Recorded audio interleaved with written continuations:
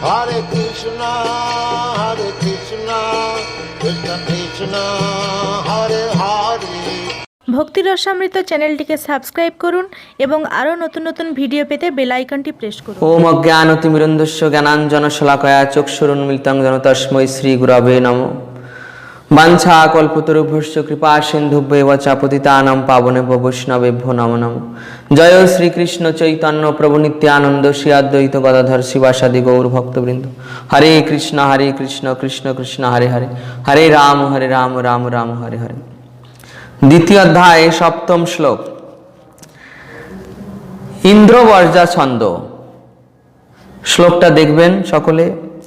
কার্পণ্য দোষ পহত স্বভাব পৃচ্ছামি তম ধর্ম সম্মূঢ় চেতা শ্রেয়োষন্নিশ্চিতম ব্রূহি তন্মে শিষ্যস্তেহম সাধিমাম তম প্রপন্যম। কার্পণ্য জনিত দুর্বলতার প্রভাবে আমি এখন কিংকর্তব্য বিমূঢ় হয়েছি, আমার কর্তব্য সম্বন্ধে বিভ্রান্ত হয়েছি। এই অবস্থায় আমি তোমাকে জিজ্ঞাসা করছি, এখন কি করা আমার পক্ষে শ্রেয়স্কর তা আমাকে বলো। আমি এখন তোমার শিষ্য, সর্বতভাবে তোমার শরণাগত, দয়া করে তুমি আমাকে উপদেশ প্রদান করো। তো এই শ্লোকে অর্জুন শিষ্যত্ব বরণ করেছেন। শিষ্যত্ব বরণ করলেন অর্জুন শ্রীকৃষ্ণের।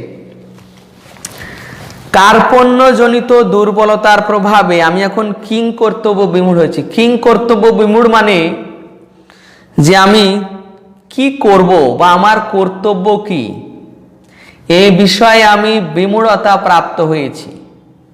বিমূঢ়তা প্রাপ্ত হয়েছি, কোনটি কর্তব্য কোনটি অকর্তব্য তা আমি বুঝতে পারছি না, আমি বিভ্রান্ত হয়েছি। তো এই অবস্থায় আমি তোমাকে জিজ্ঞাসা করছি। তো গোস্বামীপাদ বর্ণনা করছেন অর্জুনের ভাবে যে এই যে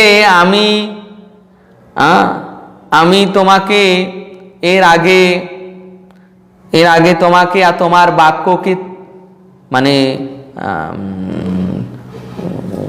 আমি নেগলেক্ট করেছি, মানে তোমার বাক্য আমি মানিনি,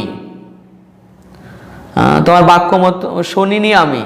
তো এই যে তোমার বাক্যকে অবজ্ঞা করলাম, আর এখন তোমার এই শিষ্যত্ব গ্রহণ করছি, এর মানে এই নয় যে আমি তোমাকে অবজ্ঞা করছি, এর মানে এই নয়। আমি কিং কর্তব্য বিমূঢ় হয়েছি, তাই আমি কি করব এখন বুঝতে পারছি না। এই জন্য পূর্বে যেভাবে তোমার বাক্যকে আমি অবজ্ঞা করেছিলাম, আমি ওইভাবে তোমার বাক্যকে আর অবজ্ঞা করব না। আমি তোমার শিষ্যত্ব বরণ করলাম, তুমি আমাকে কি উপদেশ প্রদান করবে, এই অবস্থায় আমাকে সেই উপদেশ প্রদান করো। কি করা আমার পক্ষে শ্রেয়স্কর তা আমাকে বলো। সর্বতভাবে তোমার শিষ্য, সর্বত শরণাগত। যে এখানে শিষ্যত্ব বরণ করা সত্ত্বেও দেখা যাবে যে পরবর্তীতে সে নবম শ্লোকে অর্জুন বলবে যে আমি যুদ্ধ করব না। এটা শিষ্যচিত মনোভাব নয়। যদিও প্রভুপাদ এখানে উল্লেখ করেছেন যে অর্জুনের মতো শিষ্যত্ব বরণ করা প্রয়োজন। অর্জুন যেভাবে শিষ্যত্ব গ্রহণ করেছেন, হ্যাঁ, আমাদের প্রত্যেকের জীবনে এইভাবে আমাদের অবশ্যই শ্রী গুরুদেবের শিষ্যত্ব গ্রহণ করা প্রয়োজন। গুরু গ্রহণ করা প্রয়োজন। গুরু যে অবশ্যই গ্রহণ করেন, এবং প্রতিটি বিষয়, পারমার্থিক বিষয় তো অবশ্যই। পড়তে গেলে শিক্ষকদের সহযোগিতা লাগে, যে কোনো প্রকার সার্ভিসে গেলে সেখানে হায়ার অথরিটির সাহায্য সহযোগিতার প্রয়োজন হয়।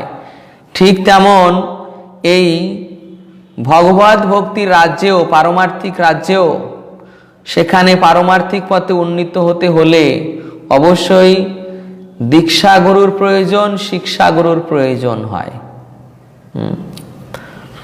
তো এইভাবে ভগবান স্বয়ংই নিজের জীবনে আচরণ করেছেন। আপনারা দেখেছেন ভগবান শ্রীরামচন্দ্র তিনিও বশিষ্ঠ দেবের কাছে শিক্ষা গ্রহণ করেছেন। ভগবান শ্রীকৃষ্ণ তিনিও সান্দীপনী মুনির কাছে শিক্ষা গ্রহণের আদর্শ জগতে প্রচার করার জন্য শিক্ষা গ্রহণ করতে গিয়েছিলেন।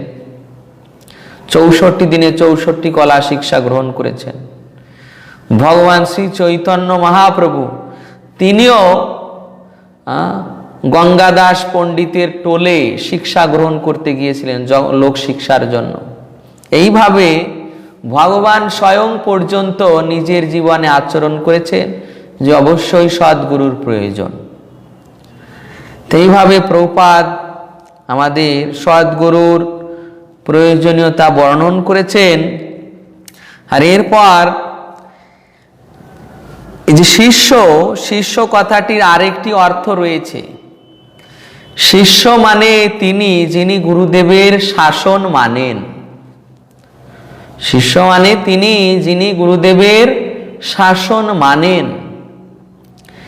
যিনি গুরুদেবের শাসন মানেন না তিনি শিষ্য নন। যিনি গুরুদেবের শাসন মানেন তিনি শিষ্য, যিনি গুরুদেবের শাসন মানেন না তিনি শিষ্য নন। তো এইভাবে অর্জুন যেমন এখানে সর্বান্তকরণে শিষ্যত্ব গ্রহণ করেছে, ঠিক আমাদেরও এইভাবে শিষ্যত্ব গ্রহণ করতে হবে সদ্গুরুর নিকট। এরপর প্রভুপাদ এখানে এই কৃপণ এবং ব্রাহ্মণের বর্ণনা করেছেন। কৃপণ এবং ব্রাহ্মণ, কৃপণকে যিনি তার এই যে পারমার্থিক সুযোগ দেওয়া হয়েছে, পারমার্থিক সুযোগ কি মনুষ্য জীবন দেওয়া হয়েছে, সুযোগ সুবিধা দেওয়া হয়েছে ভগবত ভক্তি করার, পারমার্থিক রাজ্যে উন্নীত হওয়ার, চেতনা বিকশিত করার, এত সুযোগ সুবিধা দেওয়া হয়েছে। এই সুযোগ সুবিধার সৎ ব্যবহার না করে যদি কেউ অসৎ ব্যবহার করে, সৎ ব্যবহার না করে যদি কেউ অসৎ ব্যবহার করে তারা হচ্ছে কি কৃপণ।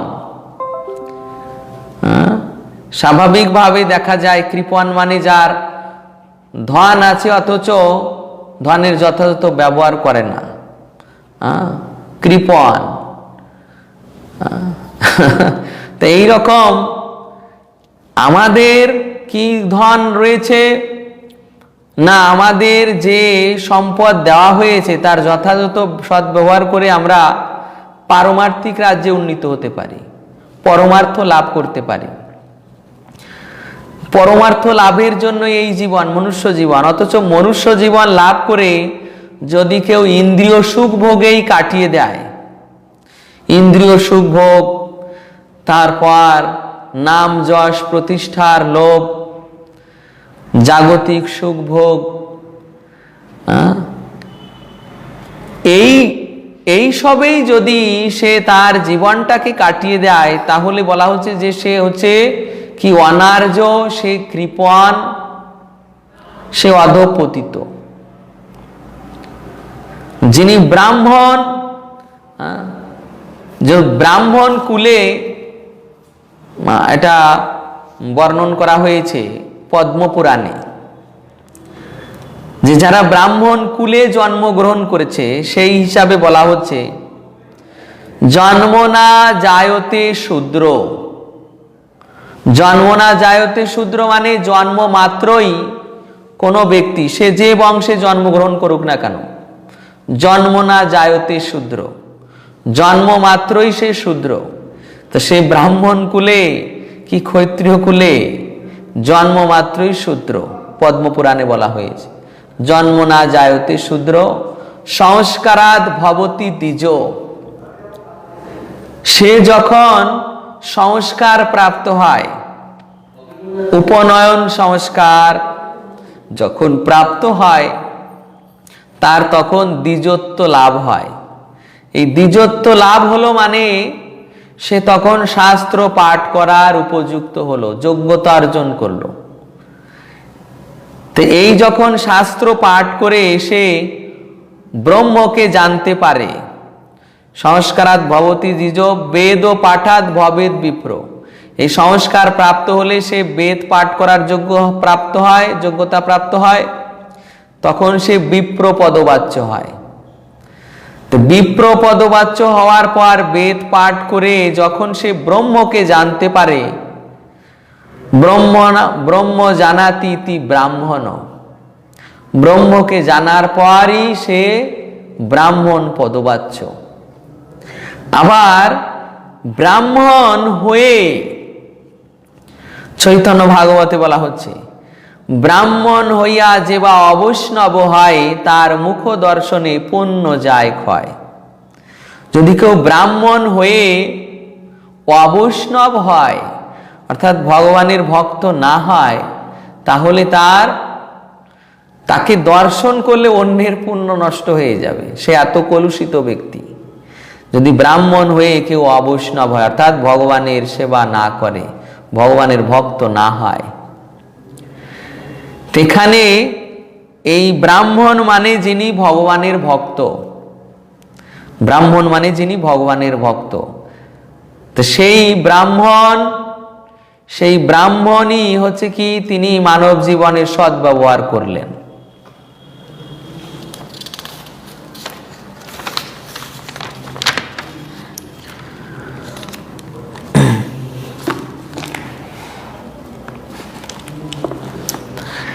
অষ্টম শ্লোক, নাহি প্রপশ্যামি মমাপনুদ্যাৎ যচ্ছোকমুচ্চোষণমিন্দ্রিয়াণাম অবাপ্যভূমা বশপত্নমৃদ্যম রাজ্যম সুরাণামপি চাধিপত্যম। আমার ইন্দ্রিয়গুলিকে শুকিয়ে দিচ্ছে যে শোক, তা দূর করবার কোনো উপায় আমি খুঁজে পাচ্ছি না। এমনকি স্বর্গের দেবতাদের মতো আধিপত্য নিয়ে সমৃদ্ধশালী প্রতিদ্বন্দ্বিতাবিহীন রাজ্য এই পৃথিবীতে লাভ করলেও আমার এই শোকের বিনাশ হবে না।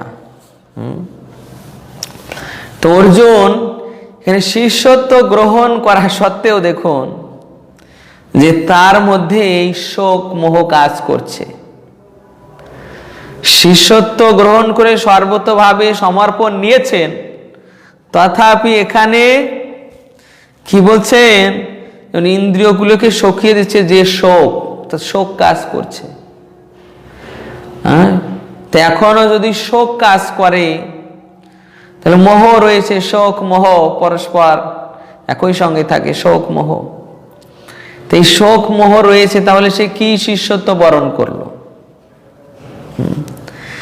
তাই শোক মোহ তার ইন্দ্রিয়গুলিকে শুকিয়ে দিচ্ছে। ইন্দ্রিয়গুলিকে শুকিয়ে দিচ্ছে মানে তার এই যে জ্ঞানেন্দ্রিয়, যার দ্বারা জ্ঞান লাভ হয়, চক্ষু কর্ণ নাসিকা জিহ্বা ত্বক, এই জ্ঞানেন্দ্রিয়গুলো এবং অন্তরিন্দ্রিয় মনকে যেন শুকিয়ে দিচ্ছে। অর্জুনের মনে হচ্ছে এত শোক হলে, যখন অত্যধিক শোক হয় তখন সে প্রাণেই মারা যায়। অত্যধিক শোক হলে সে প্রাণেই মারা যায়। তো শোকের দুই রকম প্রভাব রয়েছে, ভক্তি জগতে শোক আর জড় জগতে শোক, দুই প্রকার শোক। ভক্তি জগতেও শোক রয়েছে, যেমন এই যে 25শে ফেব্রুয়ারি নিত্যানন্দ ত্রয়োদশী গেল।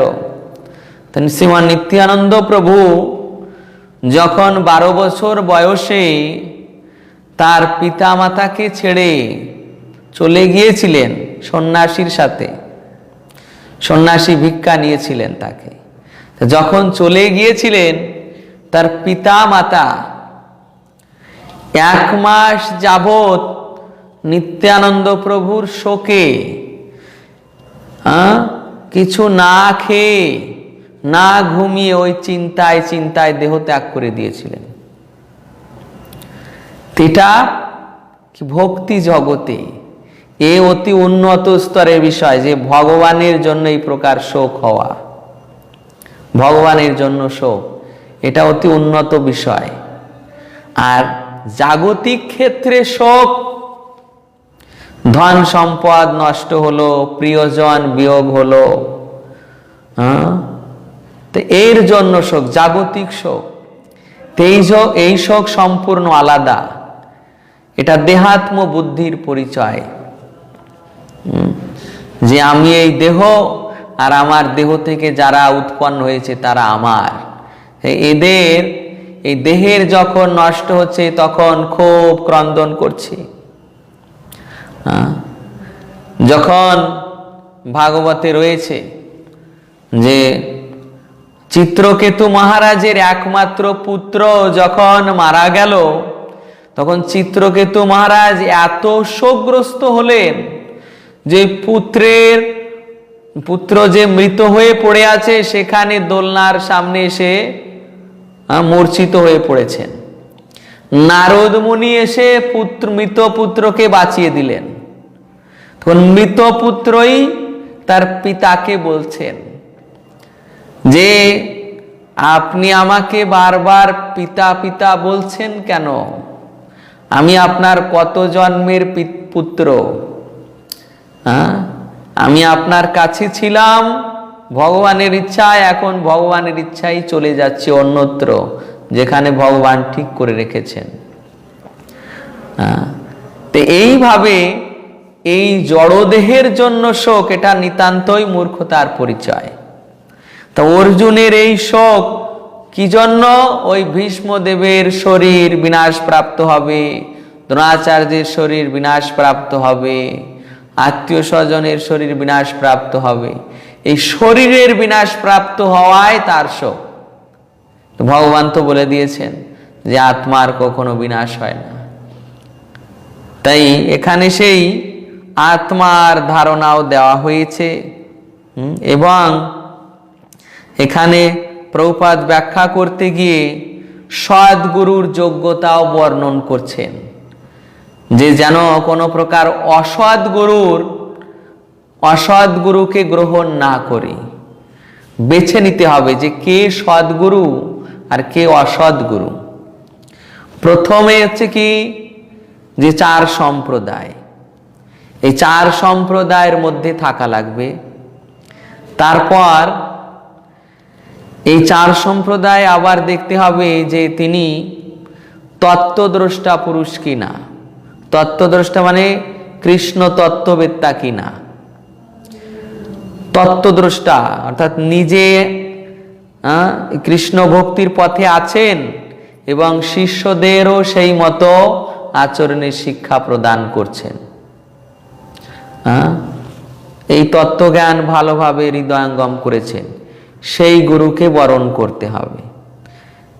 তো তিনি যে জাতি থেকে আসুন না কেন, চণ্ডাল কুল ম্লেচ্ছ কুল থেকে এলেও তিনি গুরু হওয়ার যোগ্য, যদি তিনি পরম সৎ পরম্পরায় থাকেন, তিনি যদি কৃষ্ণ তত্ত্ববেত্তা হন। এরপর 9ম শ্লোক। সঞ্জয় উবাচ এব মুক্তা ঋষিকেশম গুড়াকেশ পরন্তপ নয়ৎসৈতি গোবিন্দ মুক্তা তুষ্ণিম বভূবঃ।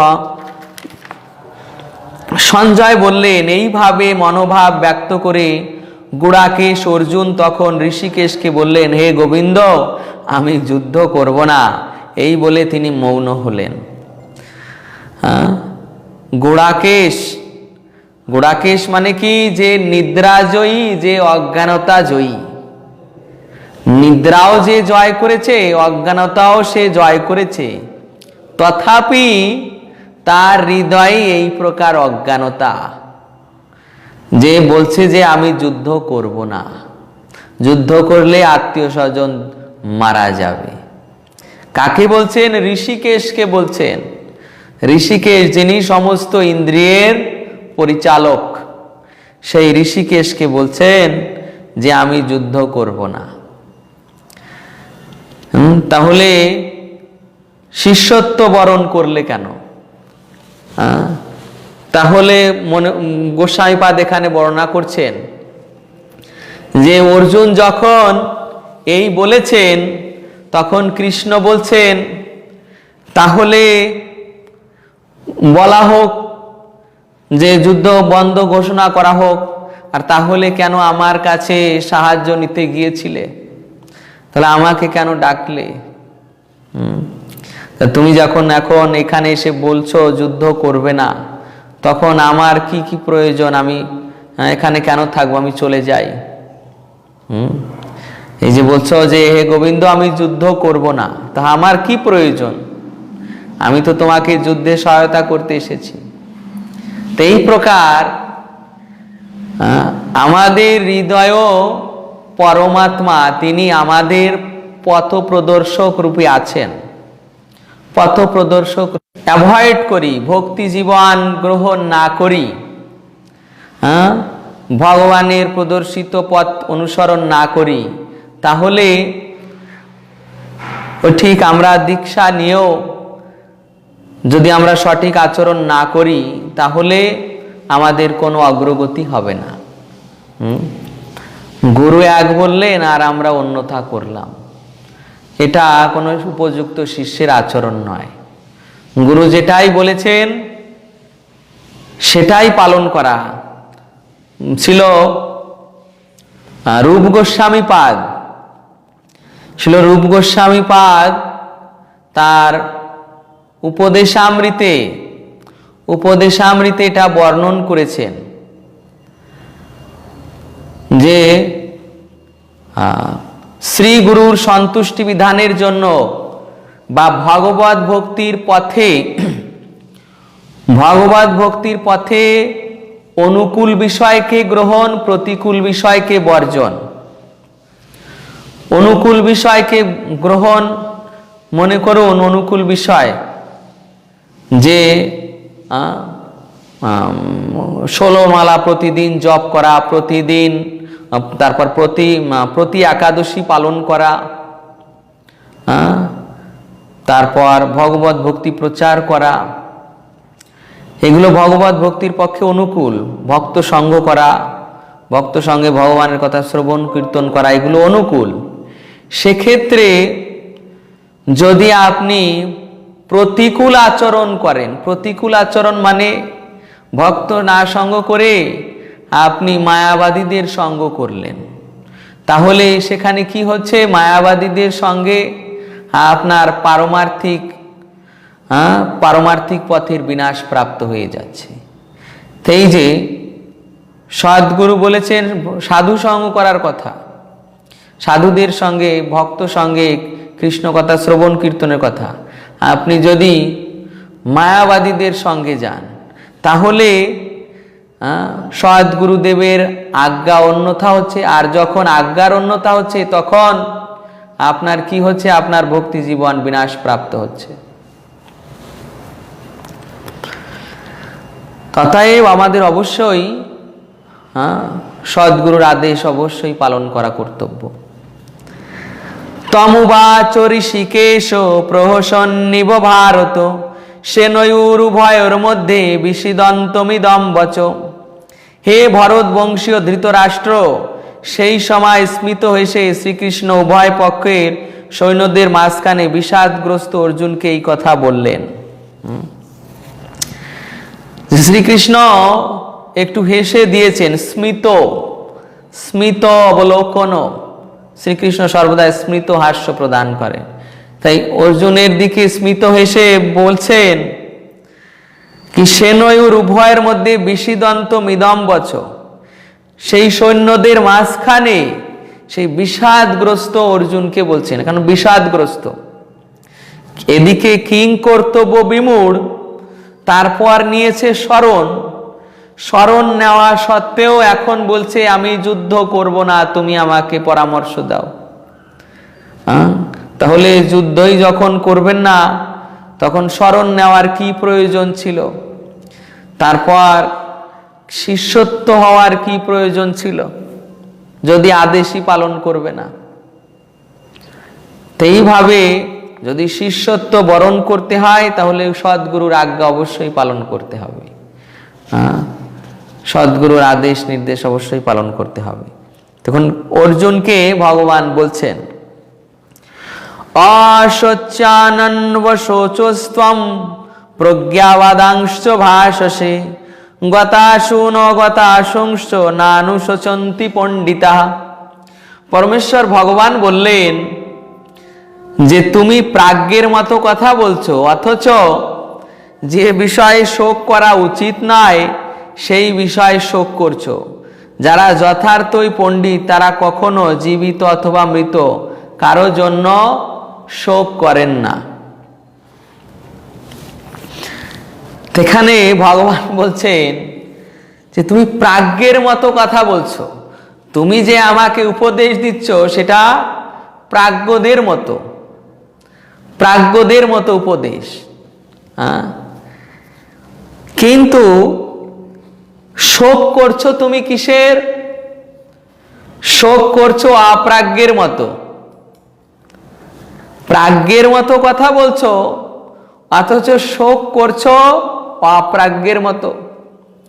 তুমি আমাকে বলছো যে এরা গুরুজন, গুরুজনদের হত্যা করলে তাদের রক্ত মাখা হবে এই ধরিত্রী, এটা একটা প্রাজ্ঞের মতো উপদেশ। তারপর বলছো যে ভীষ্ম দ্রোণকে আমি সর্বদা তাদের পায়ে পূজা করেছি, ফুল দিয়ে পূজা করেছি, এখন তাদের বুকে কিভাবে তীর নিক্ষেপ করব, এটা অধর্ম আচরণ। এই যে প্রাজ্ঞের মতো কথা বলছো অথচ কোন বিষয়ে শোক করছো? দেহের জন্য, দেহের জন্য শোক করছো। দেহের জন্য শোক কারা করে? যারা মূর্খ, যারা প্রাজ্ঞ নয়, যারা অনার্য, তারাই এই দেহের জন্য শোক করে, যারা মূর্খ। দেহ তো নিত্য নয়, আজ না হয় কাল একসময় বিনাশশীল হবেই। তা কেউ যদি জরাগ্রস্ত শরীর ত্যাগ করে নতুন শরীর প্রাপ্ত হয় তাহলে তো তার আনন্দের বিষয়। সেই জরা শরীর চলে যাচ্ছে, তাতে তুমি দুঃখ প্রাপ্ত হবে, তাহলে তুমি অপ্রাজ্ঞ। তো এইভাবে ভগবান বলছেন, যেখানে তিনি এই শ্লোকে এই চেতন আত্মা এবং জড়দেহের পার্থক্য নিরূপণ করে দিলেন। যে চেতন আত্মা সে কখনো মৃত হয় না, মরে না, সে বিনাশশীল, সে সনাতন, সে নিত্য, তার অস্তিত্বের কখনো বিনাশ হয় না। কিন্তু জড়দেহ বারবার পরিবর্তন হয়, ঠিক পোশাকের মতো। এরপর দ্বাদশ শ্লোক, নত্যবাহম জাতুনাশম নত্যম নেমে জনাধিপা ন চৈব ন ভবিষ্যাম সর্বে বয়মত পরম।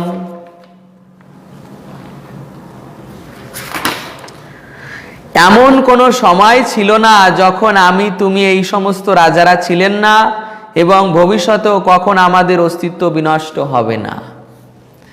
এমন কোনো সময় ছিল না। কি অতীতে, কি পরবর্তীতে, কি বর্তমানে। বর্তমানে যেমন এরা আছে, শরীর প্রাপ্ত হয়েছে, এর মানে যে এরা অতীতেও ছিল, অতীতেও ছিল, এরা কোনো না কোনো শরীর প্রাপ্ত হয়েছিল। আর এই যে এরা আছে বর্তমানে, এরা পরবর্তীতেও অর্থাৎ ভবিষ্যতেও এরা থাকবে কোনো না কোনো শরীর প্রাপ্ত হয়ে। যদি এদের এই জগতে থাকতে হয়, উদ্ধার যদি না হয় এদের, তাহলে এই জগতের জড় শরীর নিয়ে থাকতে হবে।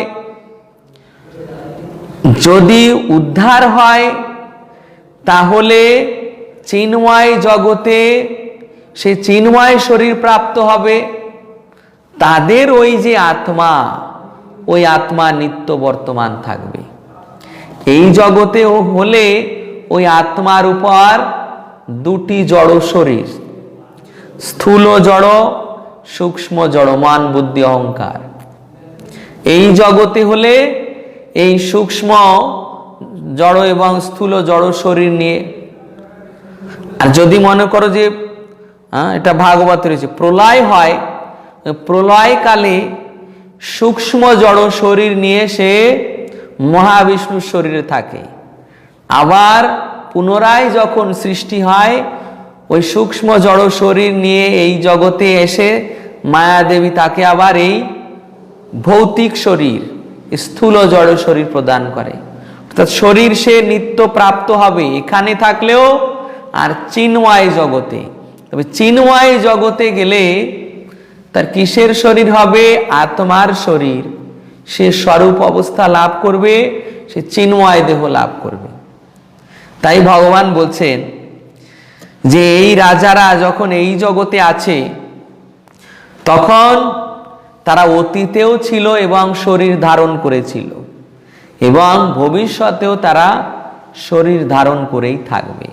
অতএব বর্তমান অবস্থায় এই যে তাদের শরীর বিনাশপ্রাপ্ত হবে, এটি ভেবে তোমার শোকগ্রস্ত হওয়া উচিত হবে না।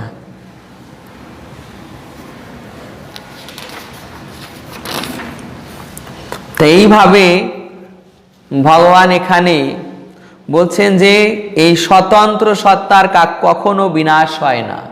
স্বতন্ত্র সত্তা, এই স্বতন্ত্র সত্তা মানে কি? আত্মা। এই স্বতন্ত্র সত্তা হচ্ছে আত্মা, আত্মার কখনো বিনাশ হয় না।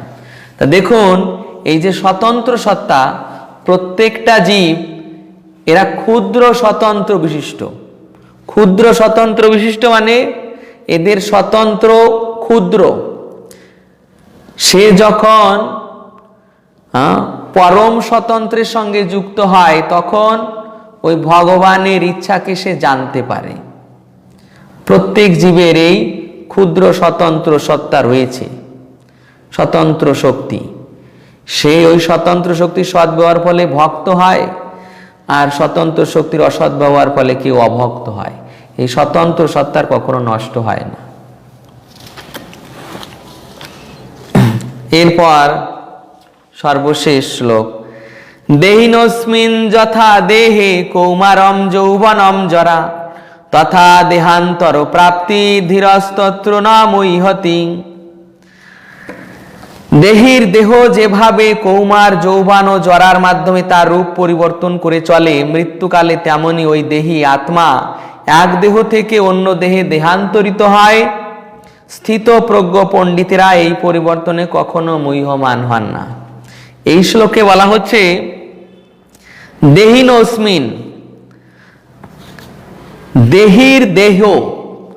দেহির দেহ মানে এই দেহি মানে হচ্ছে আত্মা। দেহির দেহ মানে আত্মার দেহ। তা আত্মার দেহ কি? জড় শরীর। আমার আত্মা এই শরীরে আছে। তো বলা হচ্ছে কি দেহি মানে হচ্ছে আত্মা, তাহলে আত্মার এই শরীর জড়। তাই সেটাই বলছে যে এই আত্মার যে শরীর, এই জড় শরীর যেভাবে কৌমার, মানে আমি ছোটবেলায় কুমার অবস্থায় ছিলাম, এখন সে অবস্থায় নেই। কৌমার থেকে এখন এই কৈশোর, কৈশোর পেরিয়ে এরপর যৌবন, যৌবন পেরিয়ে বৃদ্ধ অবস্থা, বৃদ্ধ অবস্থার পর তারপর মুমূর্ষ অবস্থা। এই যে কৌমার, যৌবন, জরার মাধ্যমে রূপ পরিবর্তন করে চলেছে।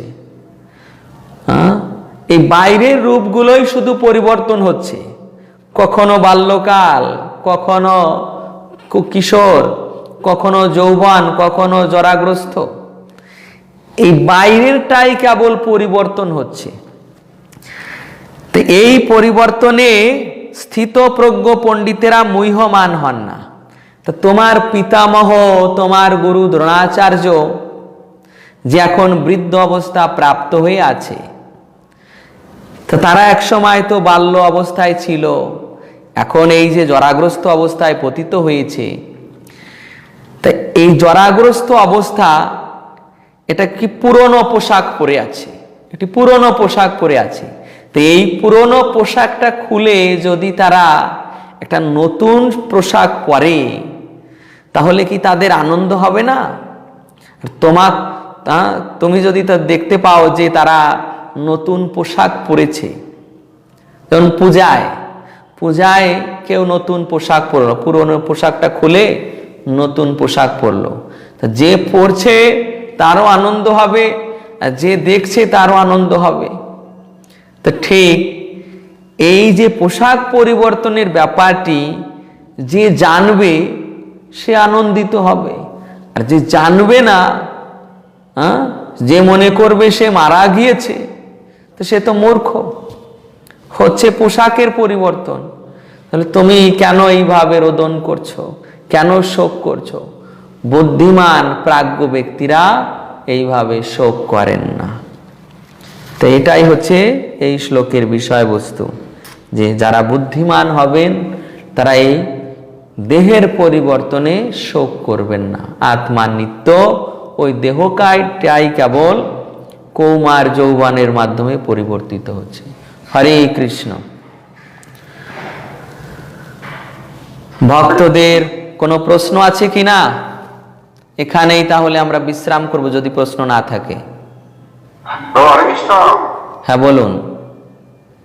বলছিলাম যে দ্বিজ সংস্কার যে ব্রাহ্মণদের হয়, দ্বিজ সংস্কার যে ব্রাহ্মণদের হয়, হ্যাঁ, কিসের জন্য হয় আর অন্যদের কেন হয়? অন্যদেরও হয়। ব্রাহ্মণ, ক্ষত্রিয়, বৈশ্য এই 3 শ্রেণীর হয় দ্বিজাতি সংস্কার। ব্রাহ্মণ, ক্ষত্রিয়, বৈশ্য এই 3 শ্রেণীর হয়, কেবলমাত্র শূদ্রদেরই হয় না। হরে কৃষ্ণ। বলুন। আপনার বলছিলাম যে মানে ব্রাহ্মণদের হয়, কিন্তু শূদ্র